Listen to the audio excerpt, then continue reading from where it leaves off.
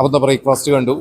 അപ്പോൾ ഈ ഡയറക്ടറുടെ പേര് ഞാൻ മറന്നുപോയി. ഡയറക്ടർ ചെല്ലമ്മ എന്ന് പറഞ്ഞിട്ടൊരു പണ്ടൊരു പടം ചെയ്തിട്ടുണ്ട്, വിശാലും ഭരതൊക്കെ അഭിനയിച്ചൊരു സിനിമ. അത് ഭയങ്കര ഹിറ്റായിട്ടുള്ള സിനിമയായിരുന്നു. അപ്പോൾ അതിനുശേഷം എനിക്ക് തോന്നുന്നു ഒരു പടം ചെയ്തിട്ടുള്ളൂ. അപ്പോൾ കുറേ നാളുകൾക്ക് ശേഷമുള്ള തിരിച്ചുവരവാണ്.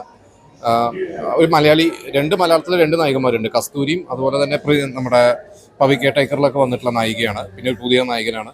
കൊള്ളാം, ഒരു ഫാമിലി പടം. പിന്നെ ജി വി പ്രകാശിൻ്റെ മ്യൂസിക് എടുത്ത് പറയേണ്ടതാണ്. ഇവിടെ ഒരു കൊച്ചു പടം എന്ന രീതിയിൽ ഫാമിലിയായിട്ട് കണ്ടിരിക്കാവുന്ന ഒരു പടം. അത്യാവശ്യം ഫാമിലി ഓഡിയൻസിനൊക്കെ കൂടുതൽ ഒരു യങ് കപ്പിൾസിനൊക്കെ ഭയങ്കരമായിട്ട് കണക്ട് ചെയ്യാൻ പറ്റുന്ന, ഒരുപാട് കുടുംബ പ്രശ്നങ്ങളൊക്കെ ചർച്ച ചെയ്യുന്ന, ഈഗോ, ഒരു ഹസ്ബൻഡ് വൈഫിൻ്റെ ഇടയിലുള്ള ഈഗോ ഒക്കെ ചർച്ച ചെയ്യുന്ന, അപ്പോൾ അങ്ങനെ ഒരു രീതിയിലൊക്കെ കണക്ട് ആവുന്ന ഒരു പടമായിരിക്കും. അത്യാവശ്യം സസ്പെൻസ് ഉണ്ട്. നമ്മൾ പടം തീർന്നു എന്ന് വിചാരിക്കുമ്പോൾ വീണ്ടും കുറേ ട്വിസ്റ്റിലോട്ടൊക്കെ പോകുന്നുണ്ട്. അതുകൊണ്ട് പടം ഏറ്റവും അവസാനം വരെ ഇരുന്ന് കാണണം. തീർന്നു എന്ന് വെച്ചാൽ നമ്മൾ ഇറങ്ങരുത്. അത്യാവശ്യം ഉണ്ട്. എൻ്റെ ജീവപ്രകാശിന്റെ മ്യൂസിക് ഒക്കെ എങ്ങനെയാണ്? ഈ പ്രകാശിന്റെ ആണ് ഞാൻ ഇപ്പോഴാണ് അറിഞ്ഞത്. പറഞ്ഞതിന് നന്ദി. കൊള്ളായിരുന്നു ബ്രോ, കൊള്ളായിരുന്നു.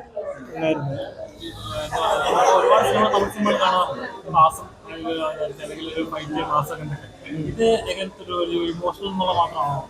ഇത് ഇമോഷണൽ ആവും നമ്മള്. കാരണം നമ്മളിത് കണ്ട് ക്ലൈമാക്സ് ഒക്കെ അടുപ്പിച്ചാവുമ്പോഴത്തേക്കും നമ്മൾ ഇമോഷണൽ ആവും. അത് എന്തുകൊണ്ട് ഇമോഷണൽ ആവുന്നുള്ള കാര്യം ഞാൻ പറയുന്നില്ല, കാരണം അത് സിനിമ കണ്ടു കഴിഞ്ഞാലേ നിങ്ങൾക്ക് അത് മനസ്സിലാവത്തുള്ളൂ. കാരണം ഇമോഷണൽ ആവും, നിങ്ങൾ കരയും. ഫുള്ളിരുന്ന് നിങ്ങൾ തിയേറ്ററിലിരുന്ന് കണ്ടു കഴിഞ്ഞാൽ നിങ്ങളുടെ കണ്ണിൽ നിന്ന് ഒരു നുള്ളെങ്കിലും കണ്ണുനീര് പൊടിയും. അതെന്റെ ഉറപ്പാണ്. ഫാമിലി സ്റ്റോറി പടമാണ്. അതെ അതെ അതെ. സിനിമയാണോ അതോ നമ്മൾ സ്ഥിരം കാണുന്ന ഒരു പടം എന്ന് പറയുമ്പോൾ ഉണ്ടാകുന്ന ഒരു ഫാമിലി സ്റ്റോറി പടമാണ്. കണ്ടിരുന്ന അതെ അതെ അതെ. ചേട്ടാ, മലയാളികളുടെ സ്വന്തം കസ്തൂരി മേഡം തിരിച്ചു വന്നിരിക്കുകയാണ്. ക്ലൈമാക്സ് ഇറക്കിയിട്ടുണ്ട്. ഫസ്റ്റ് വാച്ചായിട്ട് തിയേറ്ററിൽ റെക്കമെൻഡ് ചെയ്യാൻ പറ്റുന്ന പടമാണ്. അതെ അതെ, ഫാമിലി ആയിട്ട് നമുക്ക് നന്നായിട്ട് എൻജോയ് ചെയ്യാൻ പറ്റും. അതിനെ കുറിച്ച് തന്നെയാണെങ്കിൽ നല്ലൊരു ഹൈപ്പും കൊടുക്കാൻ പറ്റത്തില്ല, ഒരു മീഡിയം ലെവലിലേക്ക് പോകാൻ പറ്റത്തുള്ളൂ.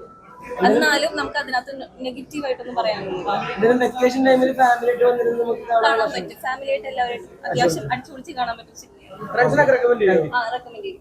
Okay, thank you. നല്ല മൂവിയായിരുന്നു. നല്ല അത്യാവശ്യം റിപ്പീറ്റ് വാല്യൂ ഒക്കെ ഫീൽ ചെയ്യുന്ന ഒരു പടമായിരുന്നു. നമുക്ക് ആദ്യം തൊട്ട് അവസാനം വരെ എൻജോയ് ചെയ്യാൻ പറ്റി. സോ എല്ലാം തിയേറ്ററിൽ പോയി പറ്റൂടെ കാണുക. നമ്മുടെ കസ്തൂരി മാമും അങ്ങനത്തെ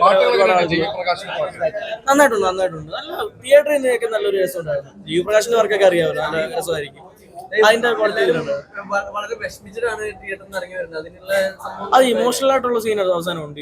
ഫാമിലി എന്റർടൈൻമെന്റ് ആണ്. ഒരു കൈൻഡ് ഓഫ് ഫാമിലി എന്റർടൈൻമെന്റ് ആണ് ഇത്. മസ്റ്റ് തിയേറ്റർ വാച്ച് വെർത്താണ്. മസ്റ്റ് തിയേറ്റർ വാച്ച് എന്ന് പറഞ്ഞാൽ പക്ഷെ വെർത്താണ്. Theatre watch